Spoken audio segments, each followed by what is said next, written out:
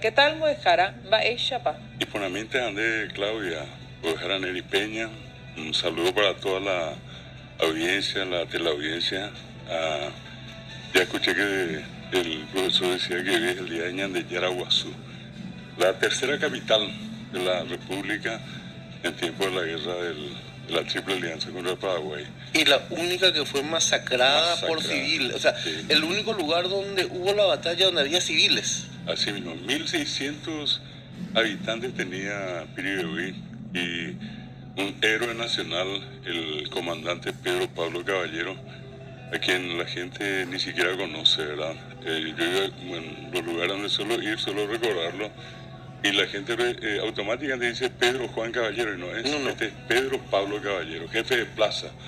Y él, con 1.600 personas, fueron atacados por 20.000 brasileños, que 2 días antes estuvieron justamente en Valenzuela, donde quemaron, violaron y quemaron a 30 mujeres que trabajaban en la fábrica de azufre.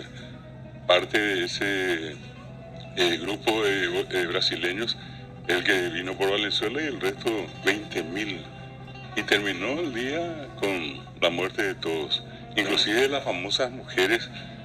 Yo suelo decir que Francisco Papa tanto ponderaba la mujer paraguaya, la mujer más gloriosa de América, y tengo la casi certeza absoluta de que él sabía mejor la historia de nuestro país que ninguno, ¿verdad? Sobre todo en ese tiempo, porque siempre ponderó la resistencia del Paraguay durante esa guerra. Y allí una parte de la historia cuenta que las mujeres, cuando ya no había varones, salieron ellas, decir, de alguna manera pertrechadas con agua caliente, con garrotes, con botellas rotas, piedras, y se enfrentaron.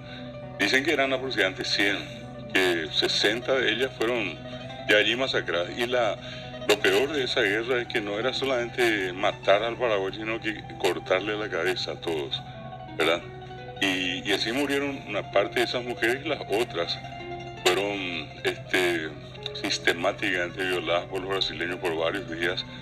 Y allí es donde se cuenta siempre que aquellas mujeres que luego se enteraron que quedaron embarazadas fueron las que mataron en sus vientres a sus hijos para no tener hijos de violadores, y en este caso brasileños. Qué terrible, ¿verdad? Y a Pedro Pablo Caballero lo atan a 4 caballos y los desmembran. Pero hay que hacer una salvedad. ¿Sabe por qué esto? En Muejara estuvo recorriendo, como siempre, el país, viendo. Vos decís, pero la fábrica de azufre. ¿Y qué es lo que tanto es la fábrica de azufre? La fábrica de azufre era la que daba el material para que Paraguay se pueda seguir defendiendo. Esto va para la gente de Valenzuela. Sí. Y mi mensaje en este caso va a ser argelísimo.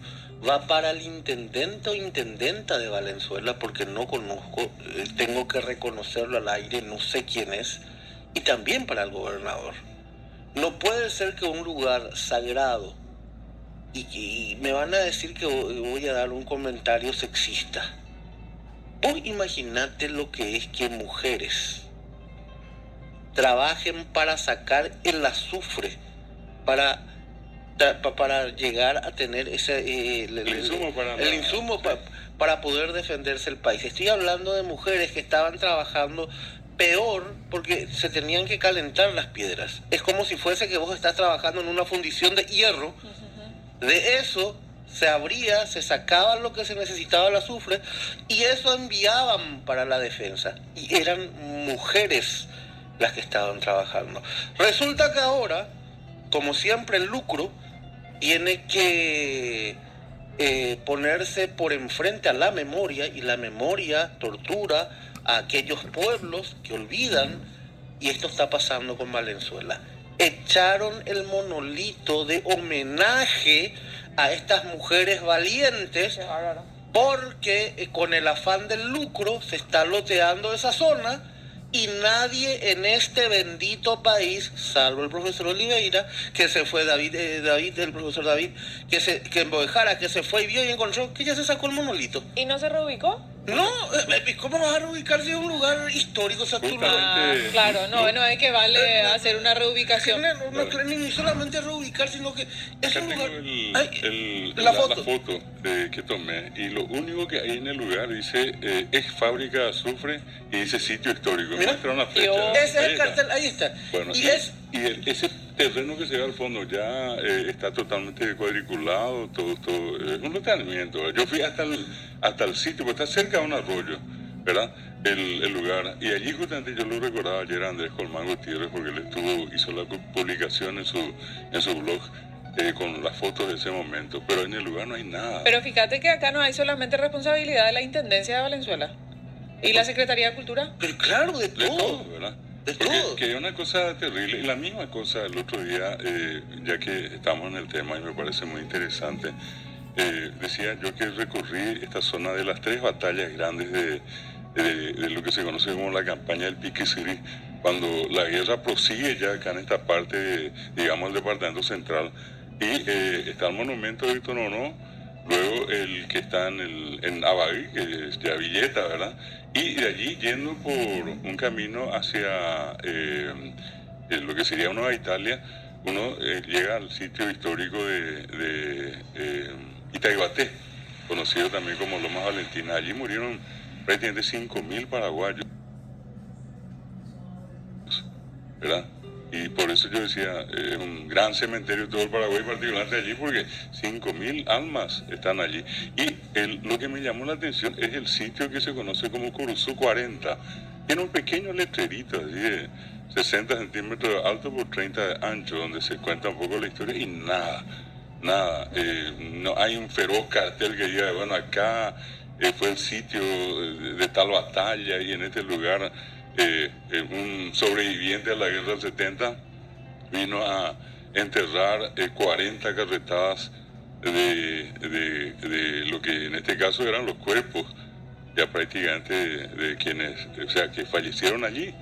Y él los enterró y puso una cruz. De allí el nombre quedó en Cruz 40. El que pasa ni siquiera se va a dar cuenta, pero es una cosa chiquitita, insignificante y un pequeño nicho, ¿verdad? Y esto es, con el respeto que se merece ante todas las autoridades de Valenzuela, pues me llamó la atención. Está este cartel indicado, uno entra y absolutamente nada. Yo recorrí, pero a derecha, izquierda, pasé el arroyo, fui a mirar nada. Acá los oyentes ya muy atentos y agradecemos por supuesto por eso, nos dicen que la intendenta de Valenzuela es del PLRA, Mirta Fernández. Y bueno, entonces doña Mirta, hay que levantarse de la oficina y vos tenés lugares históricos que podés explotar para el turismo. Claro. Podés explotar a favor de la educación. No puede ser que se esté loteando y se esté sacando un monolito, lo que sea lo que estaba ahí, porque había una placa ahí. Sí. Yo recuerdo que había una placa. Yo busqué por todos lados, No, y ahora, y bueno... pero mira, tiene problemas judiciales la señora. Dice, la última noticia que tengo, sí. La Corte Suprema de Justicia resolvió declarar la competencia del Tribunal de Apelación en lo penal de Cordillera para entender en la causa que se le investiga a la intendenta de Valenzuela, Mirta Fernández, PLRA, debido al supuesto daño patrimonial por el cual fue imputada. Pero es lamentable. ¿Dónde está el gobernador? Pero también ahí yo digo y hago la puntualización con respecto a la Secretaría de Cultura, porque esta semana también nos ocupamos con respecto a la demolición de esta casona en el centro de Asunción, ¿verdad? Entonces, ¿qué hace la Secretaría de Cultura también para preservar esa memoria histórica que tenemos que respetar y resguardar a modo de forjar la identidad paraguaya? Así mismo. Y volviendo un poco a lo de Piribebuy, ¿verdad? Allí prácticamente no quedó ningún alma con vida, era ser humano allí. Al terminar, todos unos cuantos que pudieron seguir a López. Hay una compañía de Piribebuy que se llama justamente Mariscal López, donde se cree que cruzó el Mariscal y de allí llegó hacia la zona de Barrero para 4 días después otro episodio sanguinario, inédito en la historia de la humanidad, increíble por donde se mire, ¿verdad? Y que demuestra sobre todas las cosas la ferocidad de aquel ataque contra los paraguayos, ¿verdad? La batalla de Acostaño, donde murieron niños. Estamos hablando de 4.000, 2.500 a 4.000, perdón, 2.500 que murieron en el lugar. Eso era lo que se disfrazaron, ¿verdad? Esos son los que se disfrazaron. Eso pues, hasta eso nos vendieron. Que todos estaban armados con unos fusiles de madera, los que se disfrazaron. No sabemos qué claro. Y el ejército. Y todo vestido con uniforme. Claro, y el ejército brasileño, como no pudo verlo desde lejos, bien empezaron a pensar. Inclusive se pusieron varas postizas. Claro. Y como el ejército brasileño no los pudo ver a la distancia, identificó solamente así bultos y decían, no, estos son soldados, hay que aniquilarlos. Y por supuesto el incendio fue provocado por la pólvora y la sequedad del pasto. Ahí no hubo nada no hubo saña. Claro.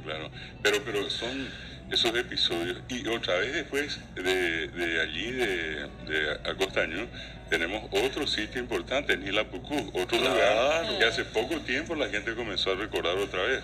Y pasando Nilapucú, Caraguatay, donde está Vaporcue, y donde quedaron algunas de aquellas embarcaciones. Imagínate lo que fue el Igagüí para que barcos de ese porte ingresaran hasta allí. Hoy en día es un arroyo, ¿verdad? Claro. Pero uno mira eso y uno dice, y bueno, allí inclusive dentro de todo la estrategia paraguaya de ponerle unos, ¿cómo que se llama? La cadena de hierro para ir atajando a estos barcos. Allí en 1 de marzo también hay restos de estas embarcaciones de los brasileños, que entraron por todos lados, a caballo, a pie, en barcos, como pudieron. La cuestión era cortar el camino y matarlo a López, que era el gran objetivo. Sí.